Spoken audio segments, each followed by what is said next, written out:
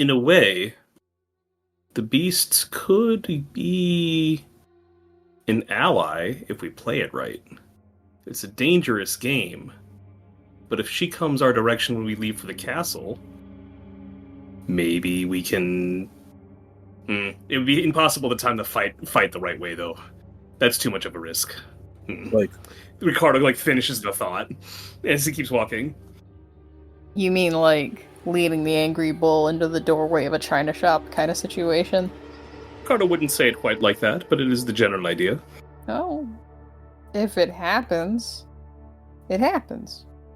Let's just hope that there's enough of this herb in the talismans that'll keep it away from it and not be an issue. I just hope we can cross enough ground to keep it between us. If we leave when we know it won't be a full moon, then I think we'll be safe. It doesn't like the north. Is there something about the north that...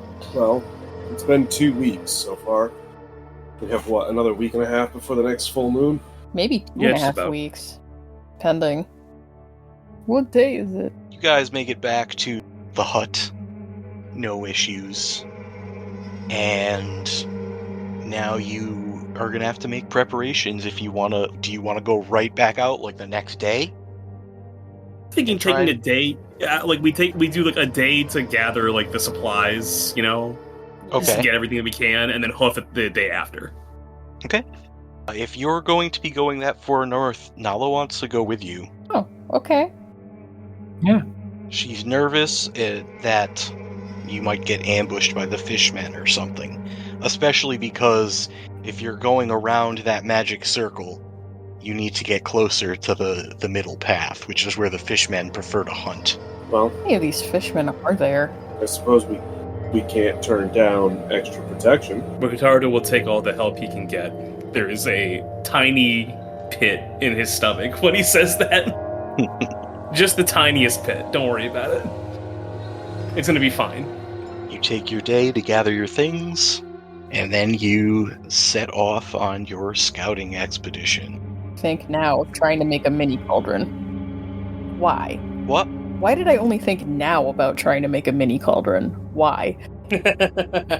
Traveling during the day minimizes your risk of the fishmen. They seem to hate the sunlight. They burn easy, I bet. So it's fairly easy for you guys to make your trek across the moorlands. And really, it's still just all the same kind of terrain. Just fog banks and soft earth and scrubby, short plants, tall grass. Nothing you would call a tree. The soil is perhaps too soft and loose to support such a thing. If it grows You too mentioned big, the acidity. it's just gonna fall over. And yeah, the acidity doesn't help either. I mean, there were trees in the swamp itself, so... Oh yes, those kinds of trees. They specifically grow themselves so they can grow like that. But if you're talking That's what those knees are for. Yeah. They spread out and make a very wide base for the tree. Just saying, there are short, squat trees. There are. Alright, so basically around the time you want to make camp, you can tell that the ground is starting to change. There is a lot more gravel, there is a lot more firm, packed dirt, and you can see the middle path as you're looking for a place to make camp. And it is much the same as when you saw it from the other end.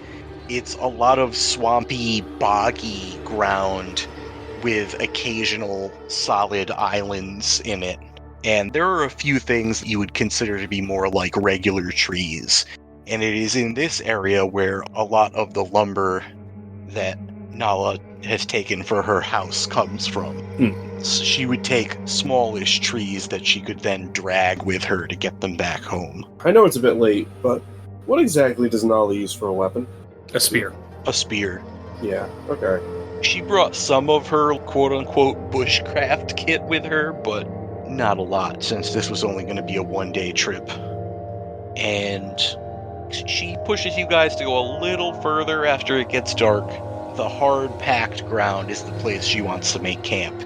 You come out of the mists, right on the border of where the mists start to really thin out, and there is a steepening incline ahead of you that goes up pretty sharply. Mm-hmm. And in the distance, At the top, there is, this late in the day, it is the shadow of a building. And it is pretty massive looking. And there's the scraggly trees that grow in very gravelly places. The ones that don't get much taller than probably 8 or 9 Yeah. feet. Kind of sticky looking. It definitely looks from here like a castle or a fortress or something. It's massive. If I remember correctly from the journal all that time ago, it mentioned an herb garden up here? Is eventually Yes. what we wanted to find? Yes. Or that this was the herb garden, maybe?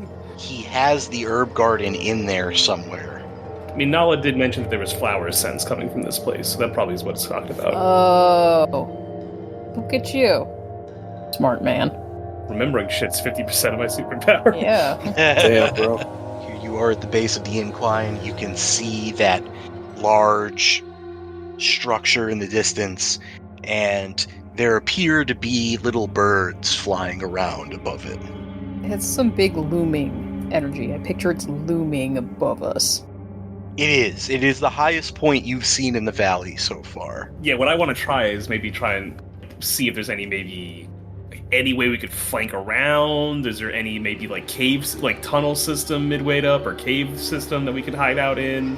You would have to try and take a better look tomorrow when the sun comes up. But Oh, we're right- at nighttime. Yes, I'm sorry. Completely slipped my mind.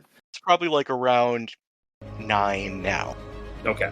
There's just enough light from the moon and from the stars that you can see the suggestion of a shape of a building. Got it. Okay. Sorry. And you can see what appear to be birds flying around because they're passing between like the starlight or flying across the moon.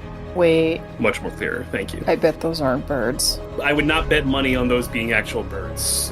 If I would have had to put cash dollars down, that is not the bet I'd make. Well, actual dread has now settled in me. Perfect. Unfortunate, but understandable. This is the Nala is in charge show. I don't know if you noticed, but Lives here, and she's lived here a long time. I am in no position Yeah. to argue. big chilling with Nala. Yup. Oh, you're chilling. They're homies. They're good friends. Best friends, yeah. Best friends and a dog. Interesting. Okay. You all huddle up, set up a makeshift camp, break out your cold dinner, and who wants to run watches?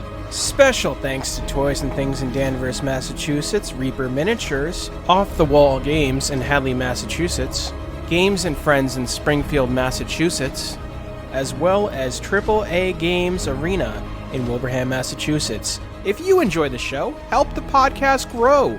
Give us a follow on Twitter at LordsBroken, join the community Discord, and maybe consider offering a small tribute to the old ones on our Ko-Fi. All these links and more can be found in our link tree at linktr.ee/thebrokenlords. Thank you.